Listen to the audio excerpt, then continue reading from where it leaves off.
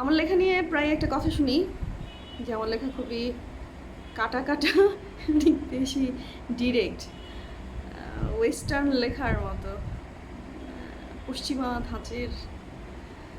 এটা আসলে আমার মনে হয় পুরোটা ঠিক না। হ্যাঁ, আমি ওই ধরনের বই বেশি পড়ি।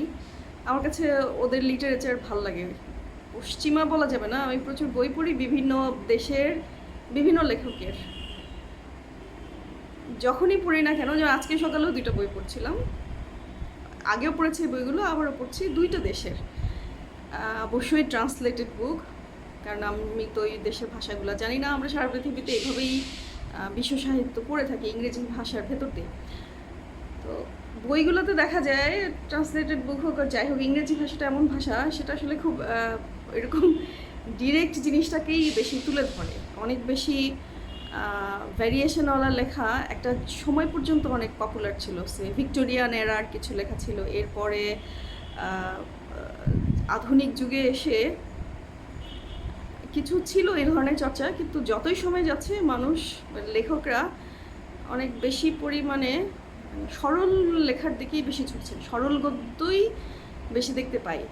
গত 5 বছরের বিশ্ব সাহিত্যের বিভিন্ন পুরস্কারগুলোকে যদি আমরা অ্যানালিসিস করি, এরকমটাই দেখতে পারবো। যারা পুরস্কারগুলো খবর রাখেন, বইগুলো পড়ে দেখেন অথবা ওগুলো নিয়ে কাজ করেন, তারা বুঝতে পারবেন আমি আসলে কী বলতে চাই না।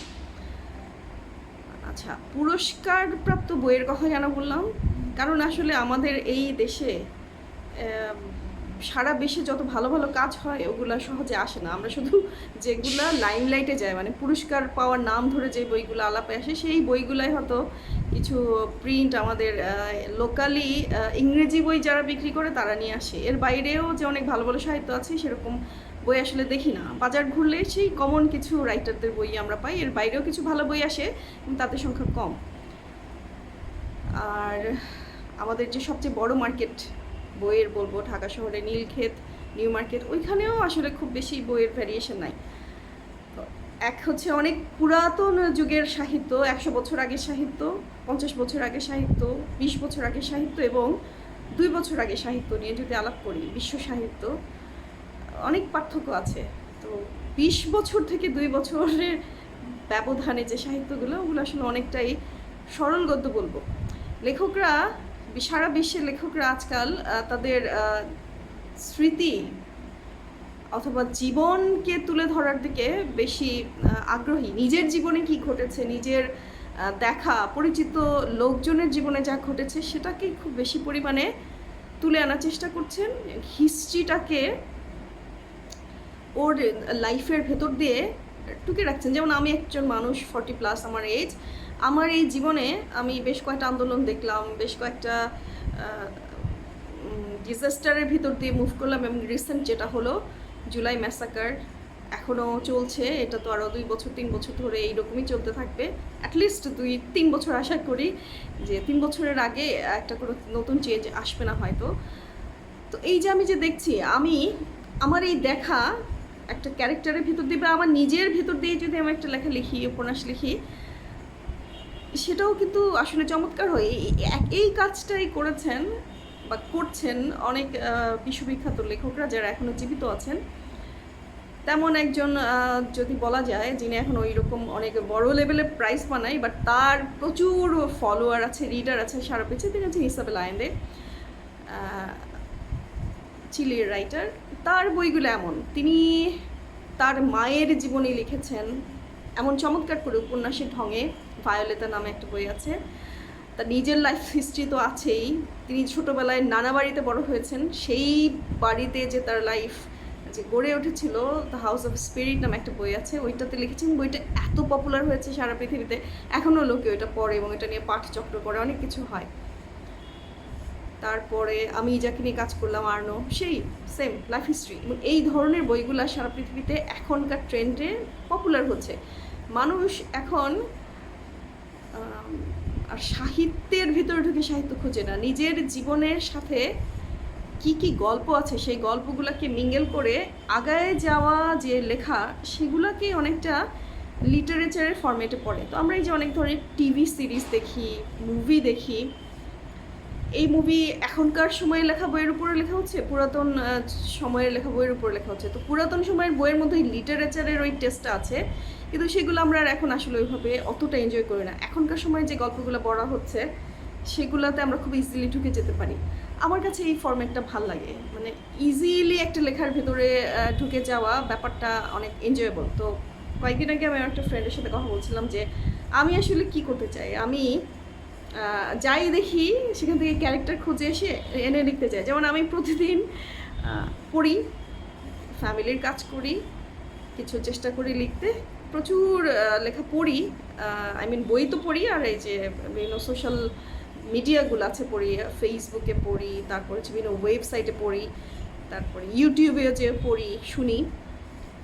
আবার ইদানিং একটা একটা একটা ছোটো একটা ব্যাপার তৈরি হয়েছে, প্রচুর ইউটিউবার আছেন, বাঙালি ইউটিউবার, বাংলাদেশি ইউটিউবার, যারা দেশে বিদেশে পলিটিক্যাল ব্যাপারগুলোকে অ্যানালিসিস করছেন, তাদের অ্যানালিসিসগুলো শুনি। ওইখান থেকে প্রচুর ক্যারেক্টার উঠে আসে আমার মাথায়। যেমন রিসেন্ট যেটা হয়েছে, শেখ হাসিনাকে নিয়েও একটা দারুণ একটা উপন্যাসের প্লট আমি তৈরি করে ফেলতে পারি। আমি প্রতিদিন শুনতে শুনতে গত 2-3 বছর ধরে এখন ওনাকে কেন্দ্র করে ওনার আশেপাশে 20-25 জনকে নিয়ে একটা চমৎকার উপন্যাস আমি লিখে ফেলতে পারি, যেটাই যে আমার কাট সরল গদ্য ফরম্যাটে।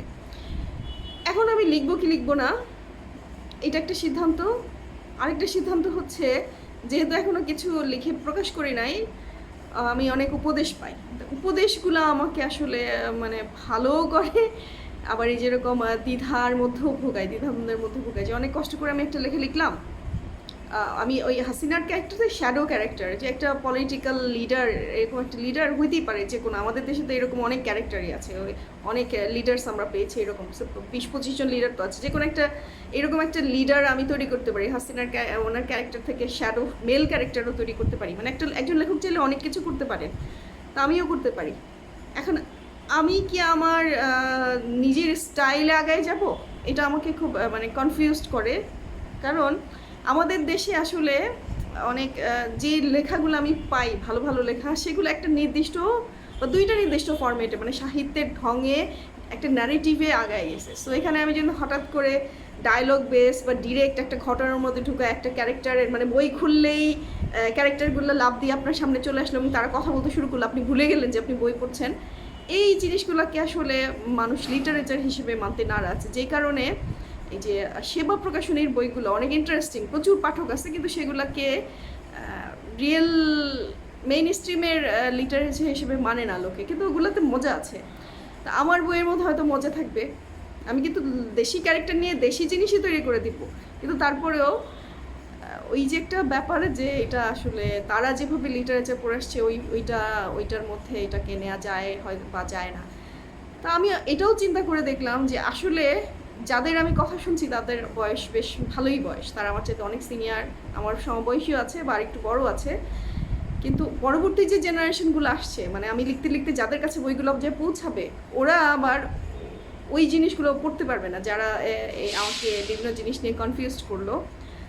তো ওদের কথা চিন্তা করলে মনে হয় যে আমার ফরম্যাটটা ঠিক আছে, কারণ সারা বিশ্ব সাহিত্যে এখন এই ধরনের ভাষায় কথা বলছে, ডিরেক্ট, যে একটা ক্যারেক্টারকে তুলে এনে যে সে টেস্ট পাবে, রিডার টেস্ট পাবে যে হ্যাঁ আমি একটা কিছু পড়ছি যেটা আমি বুঝতে পারছি, এটা মজাও লাগছে, আবার এটাকে ঠিক সংবাদ পাঠও মনে হচ্ছে না, আবার সেভাবে কড়া লিটারেচারও মনে হচ্ছে না, কিন্তু হ্যাঁ ভালো, আমি এটা থেকে অনেক কিছু জানতে পারছি, আমার দেশের হিস্ট্রি জানতে পারছি, বিভিন্ন ক্যারেক্টারের সম্পর্কে জানতে পারছি, ফানটা নিতে পারছি, এবং আমি এইটা জেনে আমি বইটাকে আমার মাথার মধ্যে নিয়ে আমি কারোর সাথে গল্প করতে পারছি। তো একজন লেখক হিসেবে আমার মনে হয় এতটুকু নিয়েই স্যাটিসফাইড থাকা উচিত আমার, এবং আগায় যাওয়া উচিত। মানে আমি একটা কিছু শুরু করি, আর যখন বিভিন্ন জায়গা থেকে বিভিন্ন ফ্রেন্ডস থেকে বা বিভিন্ন সিনিয়রদের থেকে ছাড়ি খাই, আমি কনফিউজড হয়ে যাই।